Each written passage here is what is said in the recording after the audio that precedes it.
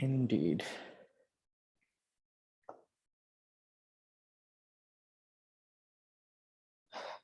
Okay.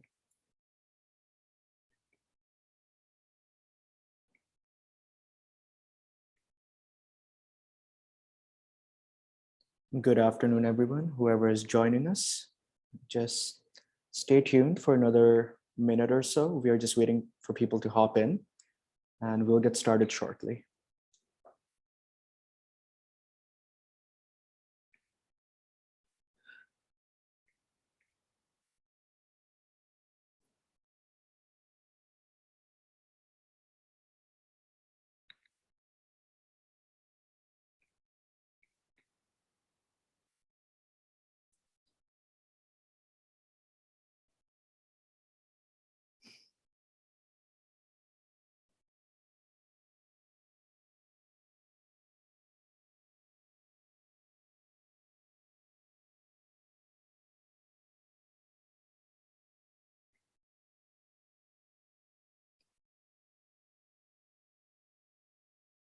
Let's just give it another 20 seconds and I'll get started. I'm guessing people are taking their time joining this one, so that's okay.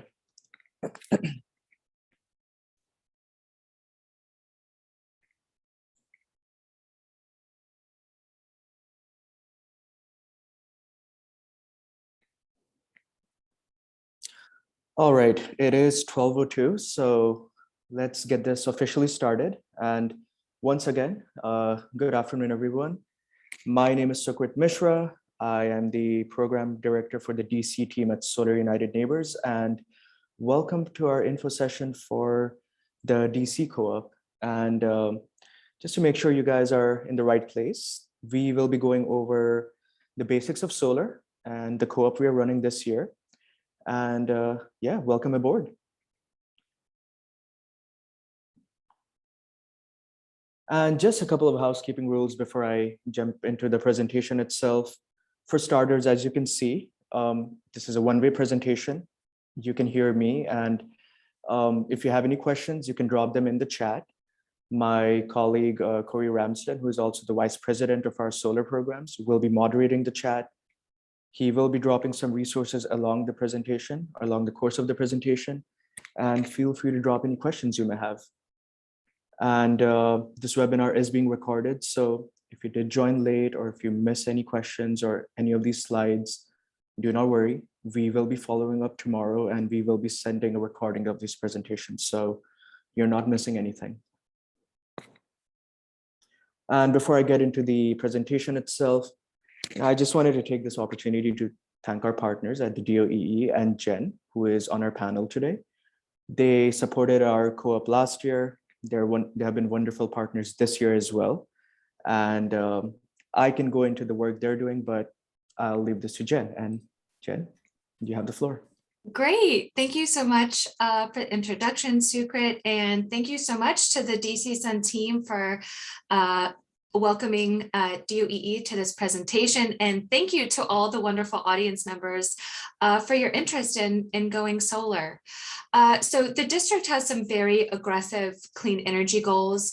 By 2032, it is legislatively mandated for the district to meet 100% clean energy by 2032. Okay, and by 2041, we have a mandate to meet a 10% local solar carve out.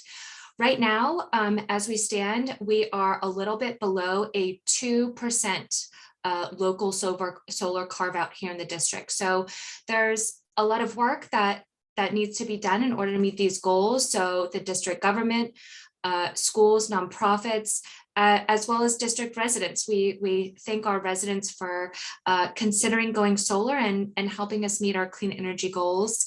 Before I pass it back over to the DC Sun team, I do want to share that we have a Solar Initiatives webpage that essentially outlines DC's clean energy goals. And it also has, in addition to resources on how to go solar, it outlines all the information relating to our Solar for All program, which is a free low-income solar benefit program.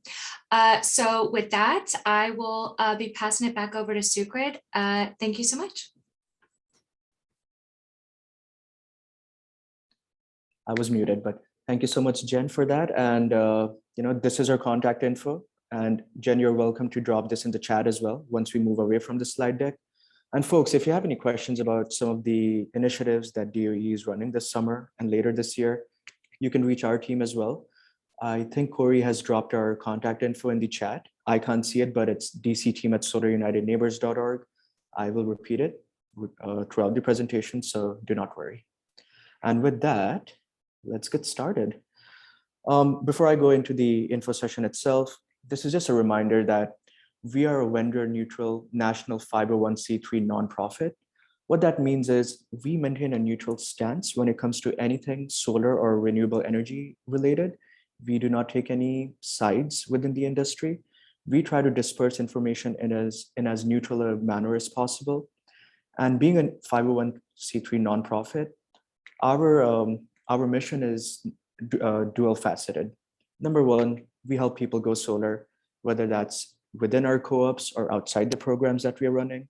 Number two, we help people congregate together and fight for their initiatives or just educate them on anything solar related. And yes, we advocate for their energy rights. It's, progress is not a straight line. There are a few bills here and there that are currently in contention. So we keep the public aware or updated on these issues, and we advocate for their rights. In terms of our national impact since our inception, these numbers are fairly up to date, I would say. In fact, I actually updated this just this morning. But to date, we have helped around 7,200 families go solar across the United States. That translates to 77 megawatts of solar that's been installed. And for folks who are not as aware of solar terminologies and what have you, that just translates to a whole ton of solar and a lot of impact. And that's, this is not a coincidence. This is not a rounded figure, but as of this morning, we have offset almost a million tons of carbon dioxide, among other greenhouse gases. So it's been quite an impact. Within DC itself, since 2014, within our co-ops, we have helped more than 750 people go solar. That's 4.3 megawatts of installed solar within DC. And that translates to almost $13 million in invested solar.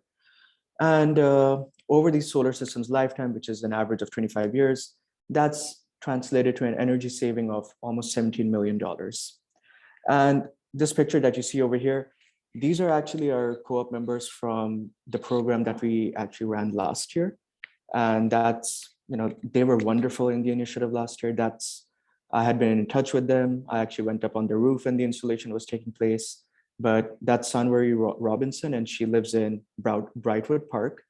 They installed a 13 kilowatt system with Edge Energy. And yeah, that's just an example of the impact we made regionally.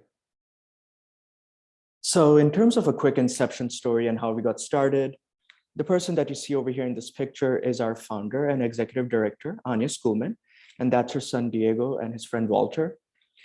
Back in 2007, if you all recall, they watched this documentary in school by the name of Inconvenient Truth, got inspired by it, came back home and just said, we want to make a difference. Anya did some research on solar, the barriers and what the challenges are. And as expected, almost 15 years ago, it was not such a straightforward process. And being residents of the Mount Pleasant neighborhood here in DC, they did their own research, found out the whole process, what it entails, and they started their very own small group back then. Eventually 50 homes went solar as a part of that small group back then. And we have replicated that model nationally over the last 15 years. And that serves as a blueprint for our co-ops or the bulk purchase campaigns that we run across the United States. As of 2022, we have members all across 50 states. We provide active consultations and assistance to folks all across the United States, Puerto Rico, and other regions. As of this morning, again, these numbers are up to date, but we have run a total of 361 solar co-ops. And what that translates to is more than 7,200 homes that have gone solar in our programs. So we have come a long way, and we continue to expand and intend to do so beyond the 12 states that we are currently based in. And as I said before, our mission being, number one, helping people go solar, whether it's new owners, whether it's helping existing solar owners with any issues or troubles they have. Number two, helping people join together. I mean, we were already doing this before COVID hit. We evolved according to the pandemic and switched over to virtual sessions, and fingers crossed, as it goes away, we will switch over to more in-person events. That would mean more info sessions such as this one, more solar tours, or just happy hours once these programs are completed. And number three, fighting for energy rights. There are contentious issues when it comes to utilities, and we are advocating homeowners who are affected by this. And yes, one part of helping people go solar is bringing energy equity.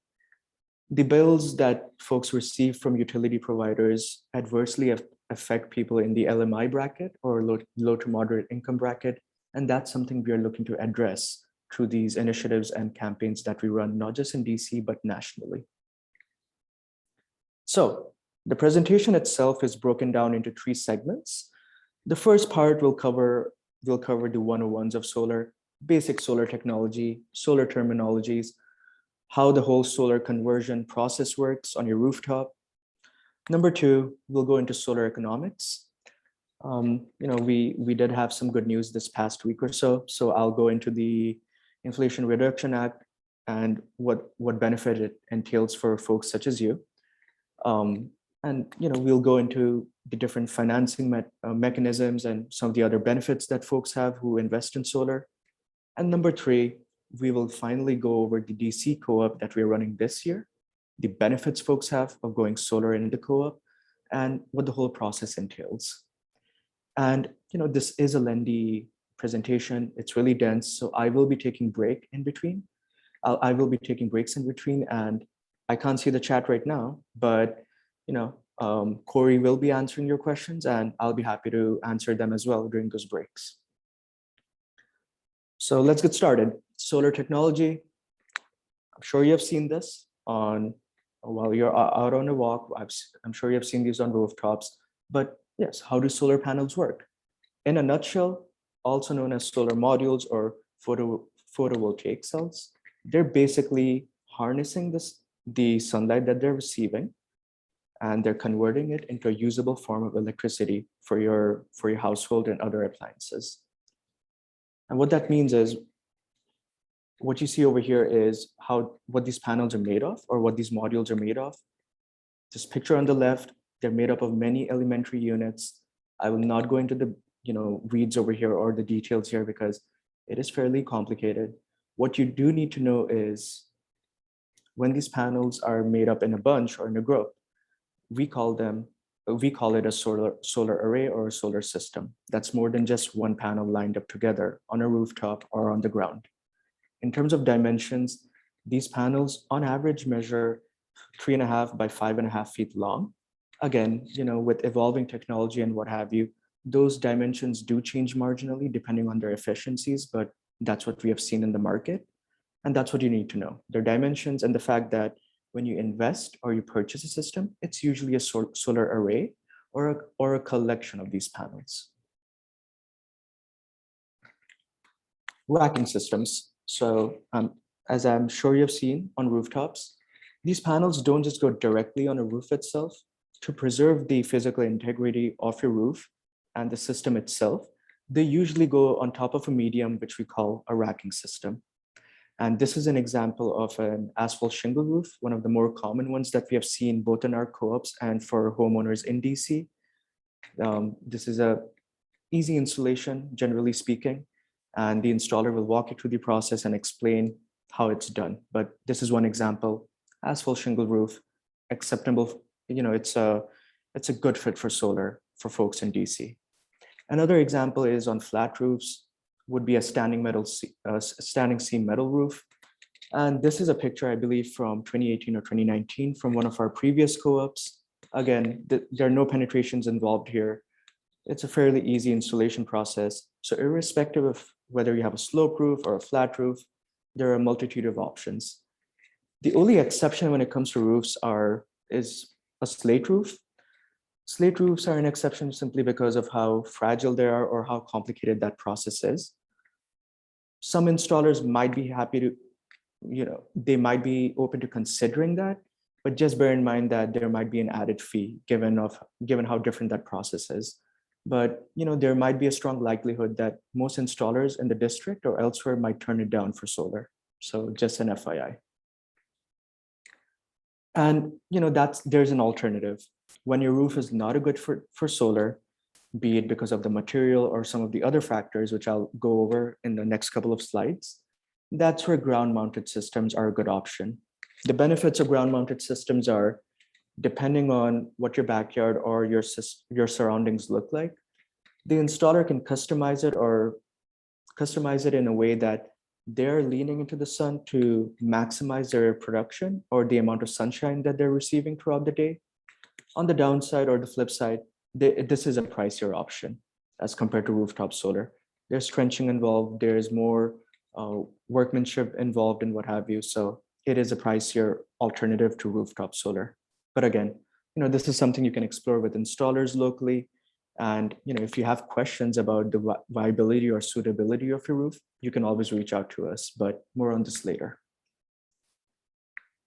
So we went over the modules. This is the second component of the solar system, which we call the inverters. They usually come in two forms, but in a nutshell, inverters are usually what convert the energy that the panels are receiving from DC or direct current to AC or alternating current. They're converting that electricity into a usable form of power for your appliances and any other purposes inside your household. And again, this comes in two forms. There's a more traditional string inverter that you see here on the left. It can come with DC optimizers. And then on the right that you see over here, that's the microinverter. And there are pros and cons to both systems. When it comes to string inverters, it's usually customized in a way depending on your system size. There's just one string inverter for your whole solar array or solar system. Those panels are intertwined together in a series and connected to the string inverter.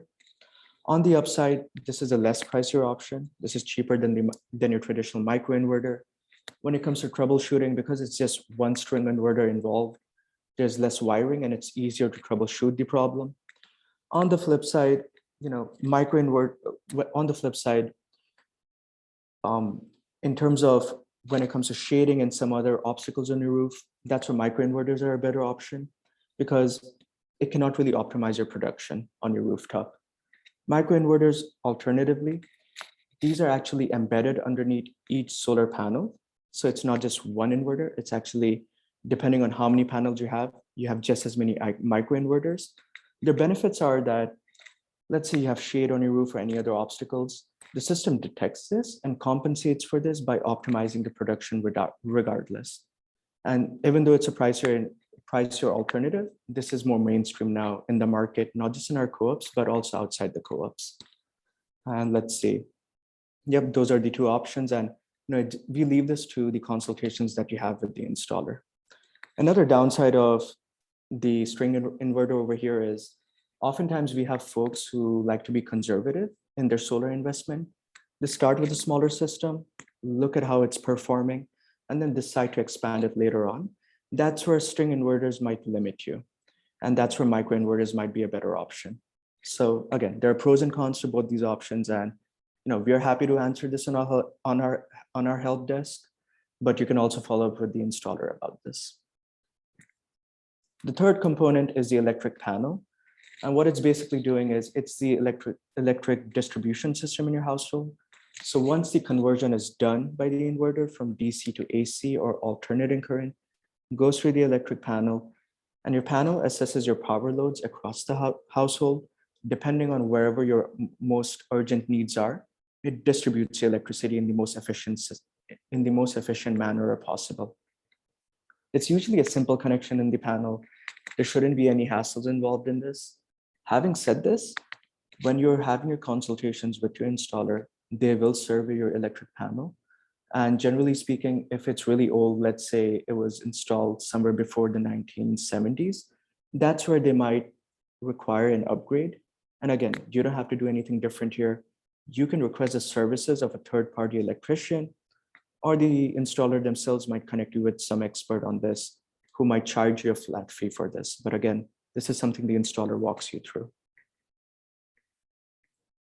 So those were the three components. Just a couple of important terminologies when it comes to solar. Number one is kilowatts, or abbreviated as kW. This is the measurement of the system or the capacity of the system, basically the system size. For example, what you see here is a solar array. As I said before, more than one panel, that's a solar array. So this is an array of 12 panels, as you can see over here. I'm not sure if you can see it with this, this bar over here, but assuming each of these panels has a capacity of 350 watts, multiply that by 12, that gives you a net system size of 4,200 watts or 4.2 kilowatts. That's your system size. The second term is kilowatt hours, or what your system is producing in kilowatt hours, kWh, over a set period of time. Oftentimes we get questions from folks who say, well, this is my system size. My neighbor has a similar system size, but their system is producing more. And that's where it differs. Kilowatts are fixed or set.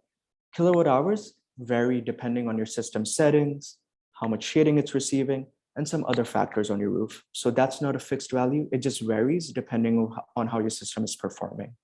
And when you receive your utility bills or your electric bills, that's what you're charged on, not your system size, but how much it is producing.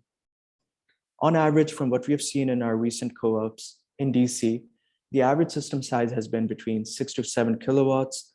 But again, there is no constant here. It varies from system to system, depends on your requirements, your goals. Are you looking to offset 50% of your electric bills, 100%? It just depends on what your goals are. And number three, where you reside and how much your system is capable of producing. So again, it just varies from system to system.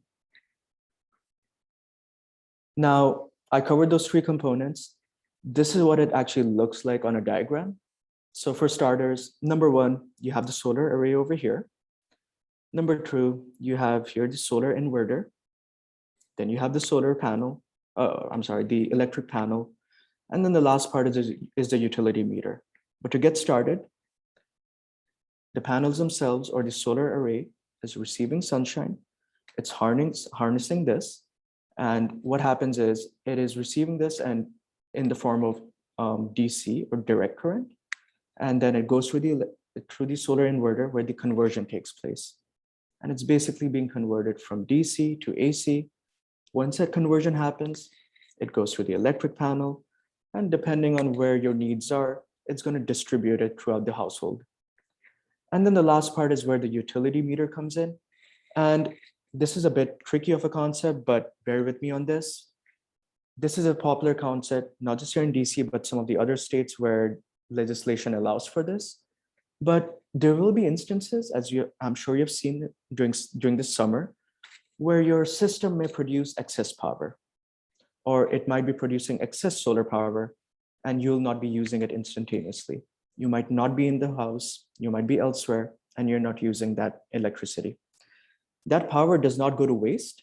That excess power actually goes back to the grid. And that's where the utility meter comes in. And one of the benefits that DC residents have is the benefits of net metering. You will be compensated for that excess production that you send back to the grid.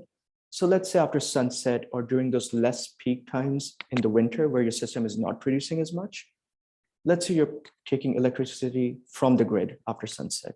So you'll not be actually charged for that. That's where your excess production will offset your electric bills. This is what it actually looks like on an electric bill. So let's say during some set period of time, let's say over a month or a couple of months, you used 300 kilowatt hours from the grid. Unlike a homeowner who does not have a solar system, let's say during that period of time, you also export at 200 kilowatt hours, or you produce an excess of 200 kilowatt hours during that period. If you take the difference of that, you will only be paying for 100 kilowatt hours on that bill. And that's where the benefits of net metering comes in. That excess power, you're being compensated for that on a one-to-one ratio on your electric bill. And again, this is a complicated topic. I'm sure Corey's dropped some resource on this in the chat. And if you have any questions about this or what your electric bill looks like, you can always reach out to us at dcteam@solarunitedneighbors.org. But again, that is in the chat. And just to wrap up this first section, now that you know what the whole solar process looks like and how it works, what actually makes a good roof for solar? And it usually comes down to 3 factors. Number 1 is your roof orientation. I won't go too much into the astronomy or how this works, but living in the Northern Hemisphere, leaning into the equator, traditionally speaking, installers look ideally for roofs that are facing in the southern direction. That's the most ideal roof space for solar. However, alternatively, if your roof is also facing the eastern or western direction, it is still a good fit for solar. The only exception would be any north-facing roof. That's the only exception here because even if the installer system there, it will not warrant the investment over there. It will just not be producing enough to justify the investment in the long term, and it will affect your payback period and some of the other variables. So again, south-facing roofs, most ideal, eastern and western, still good fits, north-facing roofs, not so much. Number 2, when it involves shading. Now, this is tricky because folks who live in DC or Northern Virginia, you do have ample amounts of trees or shrubbery around your house. And I'm guessing during your peak sun hours between 9 in the morning to 4 in the afternoon, it might be casting some amount of shade on your roof. But what we usually look for is if you have at least 200 square feet of open space or roof space that is not affected by the shade, you should be fine. And that's what installers also look for when they're customizing a system or when they're serving your roof for solar. Now, there are lots of folks who fall in the gray area over here. They do not know if they're a good fit.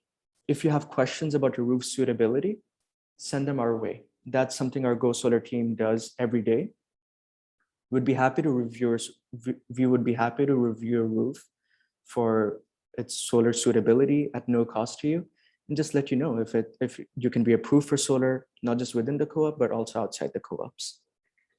Number 3, as I said, enough roof space to mount the panels. Generally speaking, the magic number is around 200 square foot of open roof space. If you cross that threshold, you should be a good fit. If you're somewhere on the border, the installer might customize a smaller system, but again, it varies from installer to installer, and we would be happy to review your roof for no cost, for free. And lastly, something that's not included here, if you do have dormers or some other mini structures on your roof, such as vents, just make sure they do not impact the amount of open roof space you have. But again, you can run this by the installer and they'll let you know. Lastly, this is an addition that we have seen in recent years, given the extreme weather events that we've seen in Florida and Texas. It involves batteries. And before I get into that, what exactly happens when power goes out or when your electric grid breaks down or you lose power? So there's a common misconception that, let's say you have a power outage, that's where your solar panels will step in, they will cover up that gap and they will power your house. It doesn't quite work that way, simply because it's as a safety mechanism. When the grid goes down or when the power goes out, as a safety mechanism, those panels also stop producing power. This is done as a safety measure simply because we don't want any excess power going back to the grid where folks might be working on that grid to restore power. So your panels also go down when the grid goes down. And this is where you might want to consider the battery option. If you know that you have urgent power needs in your house, which can never go offline, they need to be online 24/7. This could be medical equipment. This could be something else that needs to be online 24/7. A battery might be a good option. Or you just want to be prepared for emergencies or disasters where you know during that hurricane season or some other sporadic weather event that you might be out of power for 2 to 3 days at a time. That's where those batteries can step in. They can be interconnected to the solar system, and they will be doing the bulk of the work and keeping you online while the grid is down. So that's a consideration. This is not something that every owner has to have in their solar system, but this is a nice adder.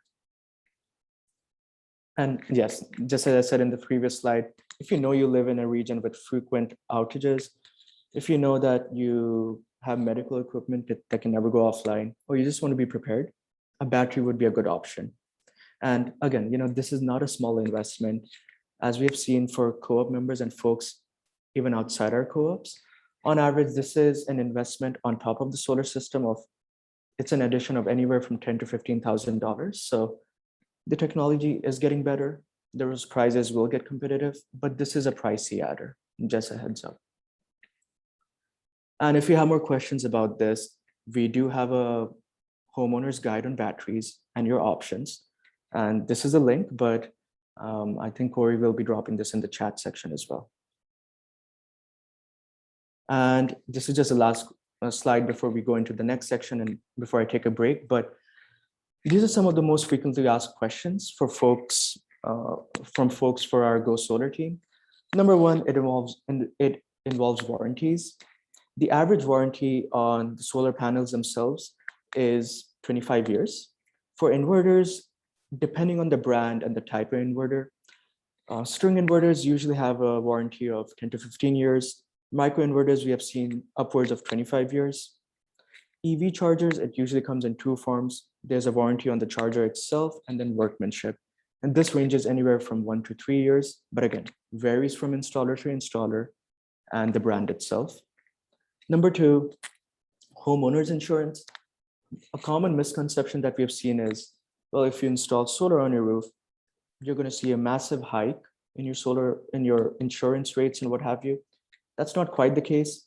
If you walk your provider through the process, be transparent with them and explain them the benefits and what have you, we have seen in recent years that that's not quite the trend. It does not just go up.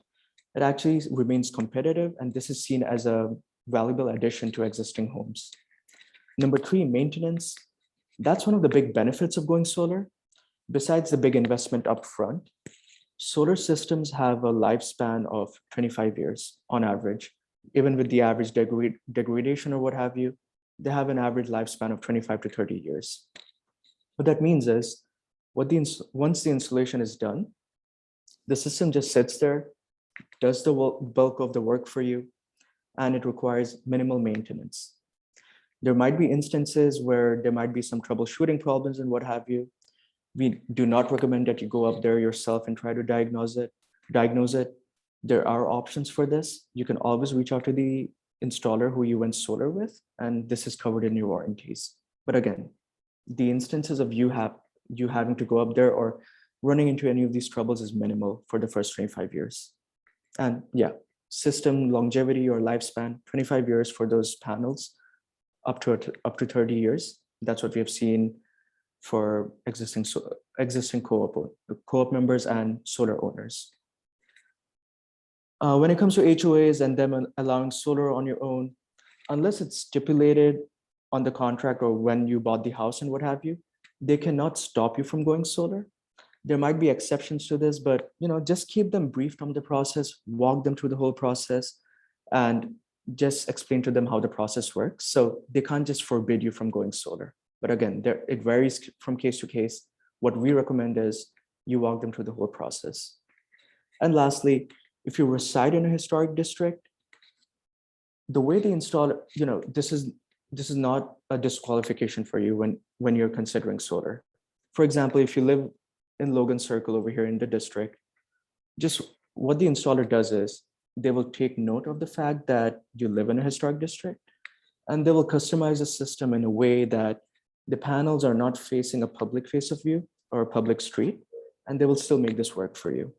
This has been a tenable solution for our co-op members or even folks outside our co-ops. So it can still be done even if you reside in a historic district. And before I jump into the second section, I do see a lot of notifications. So I'll take a break for questions.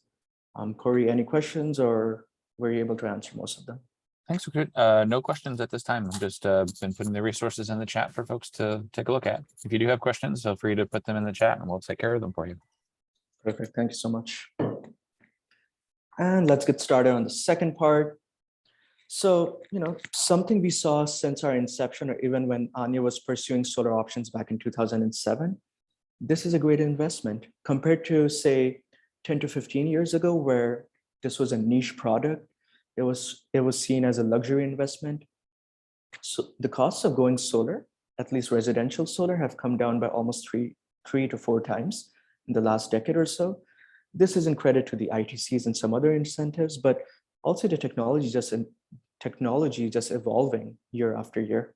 So this is no longer a specialty or boutique project. This is going more mainstream. And again, it has an excellent ROI, or return on investment. With all the investments and the robust SREC market in the district, the average payback period that we have seen for solar owners in the district is anywhere from 5 to 6 years. But again, this depends on your average utility bills, the SRECs, and your system size. So, it could be plus or minus that, but it's anywhere from 5 to 6 years. After that, you see benefits on that system, on the investments that you made on the system. And lastly, the federal ITCs, and I'll go into this in greater detail in the next slide. So, we received surprising but welcome news in recent weeks around the Inflation Reduction Act, and it's had a whole scale of wide-ranging benefits for solar, at least for the next decade or so. One of the benefits has been to the ITCs, or investment tax credits. And let me see if it's on the next slide. Okay, I can just stick to this slide, but up until 2 weeks ago, ITCs were at 26% this year. They were stepping down to 22% next year, and then they were disappearing altogether from 2024 onwards. And this is something we kept reminding customers that, hey, if you want to redeem those ITCs at 26% or 22%, better go solar by the end of next year. Given the recent developments and the bill being signed into law, I believe it was yesterday, what that means is those ITCs they've not just grown to 30%, but they will remain at 30% for the next decade or so. So let me just repeat that again. ITCs will go up to 30%. They'll be capped at 30% through the year 2032. After that, they will be stepping down. In 2033, they'll go down to 26%. 2034, they'll go down to 22%, but that's way down the line. So, this is a huge benefit for any future solar owners or folks who are looking to go solar. Breaking down the cost of solar itself, you don't have to look at these specific numbers here. The point of this chart is, for an installer in this business, roughly 50 to 60% of their costs pertain to soft costs. What that involves is marketing, customer acquisition, permitting, application fees, any of the backend work that they have to do with the utilities and other stakeholders in the district or within the region. And that's a void that our co-op actually looks to fill. When we run these campaigns or these bulk purchase campaigns, we're actually doing the customer acquisition for the solar installer. We're helping them either offset those costs or actually offset those costs or reduce them substantially. And that's what makes our co-ops such a viable alternative, or so price competitive compared to going solar on your own. And as I said about ITCs, this used to be our slide for every one of our info sessions this past year or so. But, just to repeat and just to make sure everyone's on the same page, up until 2 weeks ago, ITCs were at 26% this year, going down to 22% and then disappearing altogether. Not anymore. Now they're capped at 30%. They will remain so for the next decade or so. And then they'll start a gradual step down process, but that's beyond 2032. So, if you needed another reason to go solar, this is it. And I'm sure this is why a lot of people join this info session, but this is an example pricing chart of what you can expect if you're going solar. As an example, what you see here is a small system of 4 kilowatts, and on the right, a larger system of 8 kilowatts. Don't be overwhelmed by the numbers. I will try and go step by step through this whole chart. So let's use the example of the smaller system, 4 kilowatts or 4,000 watts. We're using an average co-op rate that we have seen in recent years of $3 a watt for folks in DC. For a 4 kilowatt system, you multiply that and you get $12,000. 4,000 watts by $3 a watt, $12,000. The ITCs, which are now at 30% of a 4 kilowatt system is $3,600. Now, you can redeem those ITCs, assuming you have a large enough federal tax liability. If you do, that's essentially $3,600 being offset from your system. So your net cost comes down to $8,400. And then these next 3 rows, these are basically any costs that you're saving on or offsetting compared to had you not gone solar. This is what you're saving on electricity by going solar instead of paying this to the utility. So over 1 year, on average, with the utility rates and what have you, we're assuming folks in DC will save around $450. Over 10 years, that goes up to around $4,800. Over the system's lifetime, that goes up to $13,500 approximately. So that's how much you're actually saving on the electricity bills when you go solar on your own. And then there's this last segment here, which we call SRECs, or solar renewable energy credits. This is a complicated topic, so I'll try and break this down as much as possible. This is actually a production incentive that folks who have solar systems receive besides, just saving on their electric bills. So as an incentive in the district, as a part of the Clean Energy DC Act and some of the other laws, utilities now have an RPS, or renewable portfolio standard, in terms of their energy mix in the district. There's a bare minimum that they have to meet through solar energy and some other renewables. If they're unable to meet that demand or requirement from the government, they pay an ACP, or alternative compliance fee, which is basically a penalty for not producing enough energy from renewable energy. And that's what funds this incentive. That's what you need to know. The SREC market is funded by those ACPs and those payments from the utility. So, this is basically what I call the renewable energy stock market. It's a rolling market. It keeps changing every day, almost week to week or month to month. But in DC, from what I checked last week, I believe it was hovering at around $310 in SREC. So depending on the contract that you signed with an SREC broker, this is how much you can save, or this is how much revenue your system generates from those SRECs over the system's lifetime and what have you. Now, it just depends. It also depends on what SREC contract you signed with the broker. There are 2 big brokers in the region, SREC Trade and Sol Systems. Depending on the contract you sign, whether you go for the market rate, which is more risky, or whether you sign a more lengthier or longer contract at the lower rate just to be safe, that's how much you're generating in SREC revenues. Taking all this into account, your net cost over here, which is offset by the electric bills that you're saving over 25 years. And then the SRECs, which is another revenue that you're receiving from your system producing these credits. This is approximately your net profit after 25 years. So you're not just paying back on your system and saving on electric bills, you're also monetizing on your system over its lifetime. So that's an example for the 4 kilowatt system. Again, varies for system to system, your contract, how much you're producing, but this is an estimate. Loan options. So, the first option is you're paying upfront in cash if you have that financing option available.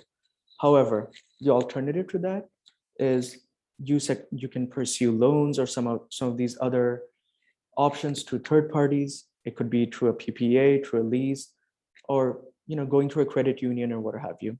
There are other options out there.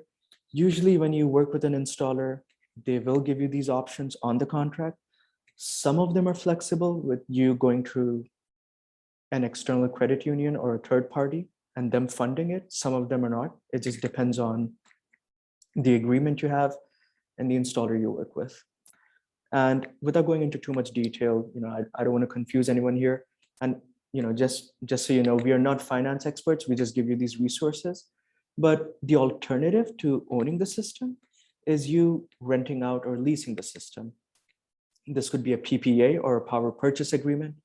What that means is the installer or the developer installs the system at a minimal upfront cost. It could be done for free or a very, very low upfront cost. You still get the benefits of free solar, and you might be paying a lower than market rate for that electricity. So basically, you're not paying the utility rate, you're paying a lower rate. The only downside over there would be the ITCs and the SRECs that the system is generating. You will not be retaining them. Depending on the contract that you sign with the developer, you may not be retaining that. It might be going to another third party. So you still get the benefits of solar, you just don't get the benefits of SRECs and some of the other incentives. This is an alternative to owning the system.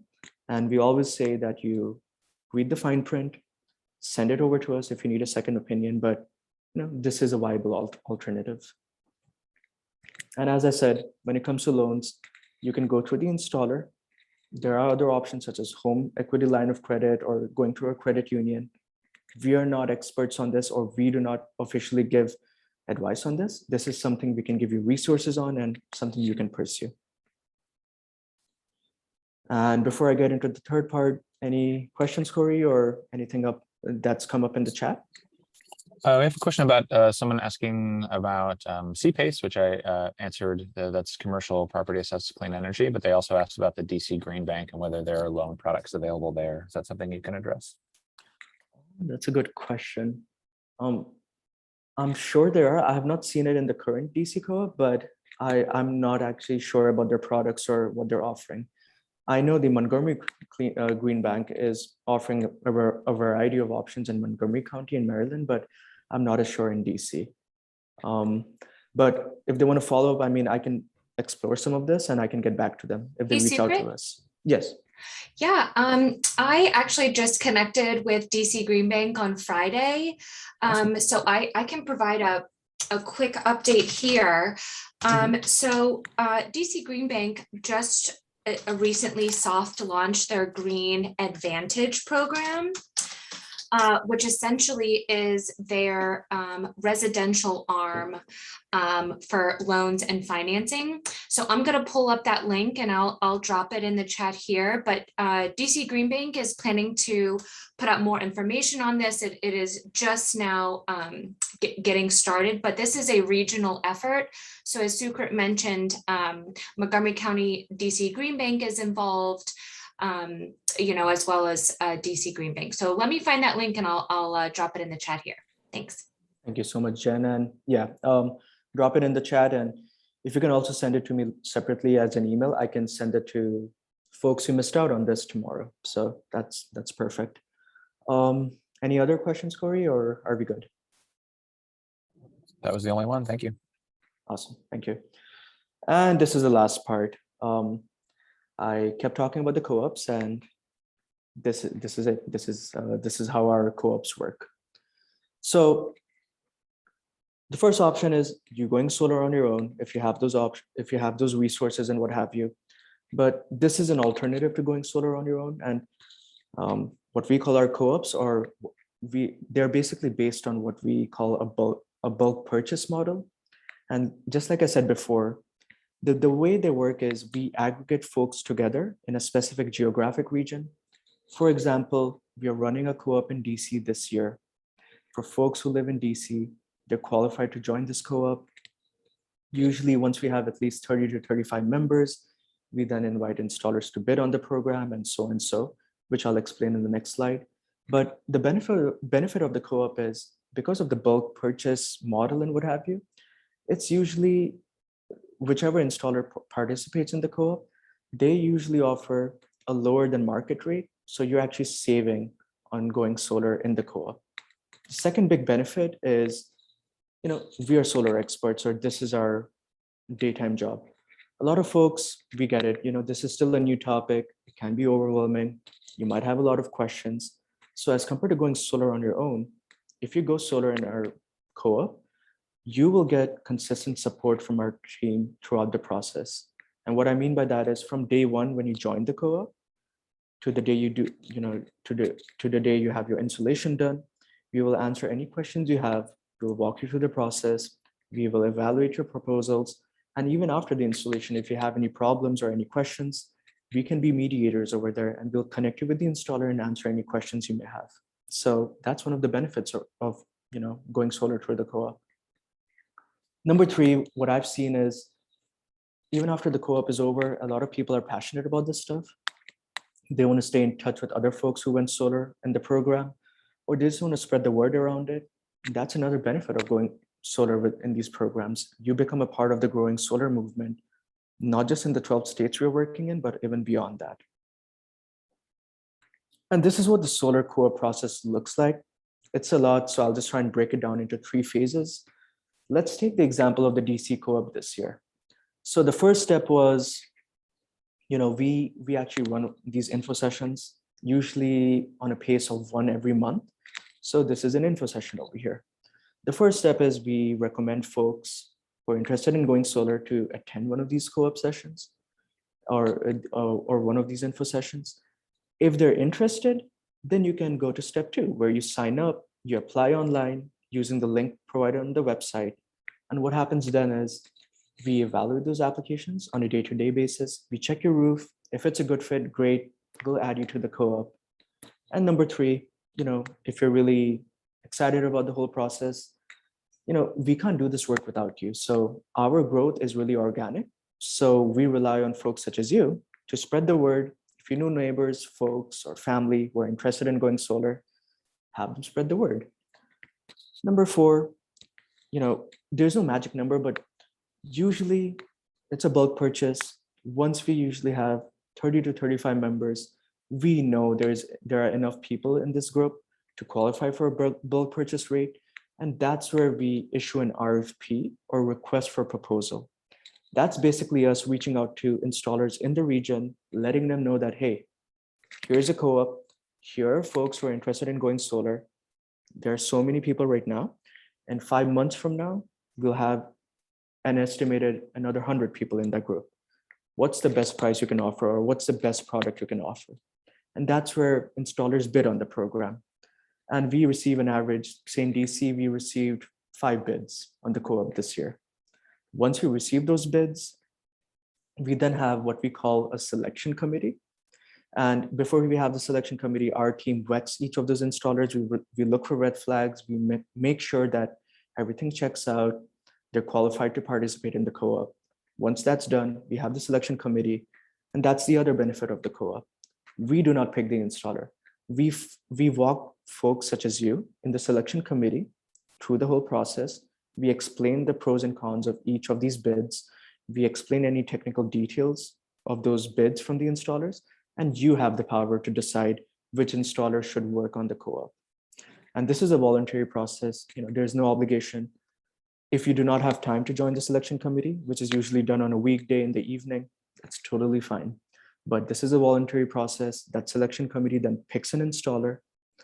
Once we pick an installer, we make that announcement to the whole group.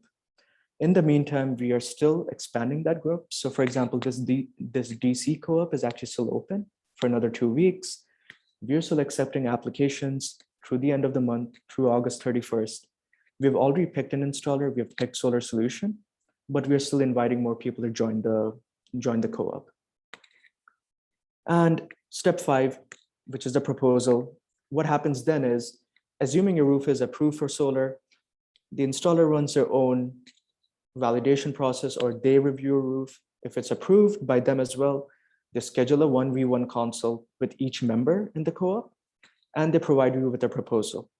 Usually there's a 30-day deadline from the day you receive the proposal. So let's say you receive the proposal today in the co-op, you'll have till September 17th to evaluate and sign that proposal. If it works for you, great. If it doesn't, no pressure. You can leave the co-op at that point. There's no cost to join or leave the co-op, provided you do so before signing the contract with the installer. And if you do leave the co-op, we'll be happy to refer you to or provide you with some other resources on installers outside the co-op. And we maintain a neutral stance on all of this. Our job is just to make it your lives easy throughout the whole process. And assuming you sign the contract, the installation is done, usually within a wait time of 3 to 4 months, because there is back-end work involving permitting and all that other fun stuff. It's usually a wait time of 90 to 120 days, at least in this co-op. The installation itself takes anywhere from 1 to 2 business days. Assuming you get that far, and we have a get-together at the end of the co-op. We don't have anything set for this co-op yet, but assuming the pandemic goes away for good, we may have something planned later this fall or early in spring next year. And that's what the co-op process is. That's what it looks like. This DC co-op was launched in April, still going strong. We have around 110 members so far. 37 have signed contracts. I'm looking to get that number to 50 signed contracts, but we'll see how it goes. And yeah, you're welcome to apply and get our assessment on your viability for solar within the next 2 weeks. So what's next? If you're interested in the co-op, here's a link. And I will be sending this out in the email tomorrow as well, but you can join the co-op here and we'll review your roof. Tell your family and friends about the co-op, spread the word, because we can't do this without you. And I think that's about it. Thank you so much for joining us for this afternoon session. If you have any follow-up questions, I will be looking at the chat. I do see quite a few bubbles, but if you have any follow-up, you can reach us at dcteam@solarunitedneighbors.org. I usually moderate that group, so I'll be answering them directly. And I'll also be sending you more resources in the email tomorrow. So with that, thank you so much. And Corey, any last few lingering questions, or are we good? Yep, we've got one last question here from Joel. He said, I had always assumed a co-op required a group of neighbors to work together. Is that not so? Does proximity matter at all? Good question. So proximity matters in the sense that you qualify for that specific geographic region. So if your address is a DC related address, you're qualified to join the group. You do not have to work with any specific neighbors and what have you to make this possible. Assuming you're qualified and let's say 2 other folks down the road who are qualified, just send them our way. They can apply to the co-op using the link and we'll add them to the group. This group is already running. There's no requirement for you to have at least, other folks in the neighborhood to go solar in the co-op. So, there's no such obligation. Any other question or? That's the last question. Awesome. Thank you so much, everyone. I know this is a lunch session. So if you have any follow-up questions, reach out to us on this email address. And with that, I'll take your leave. And Corey, thank you so much and have a great day, everyone.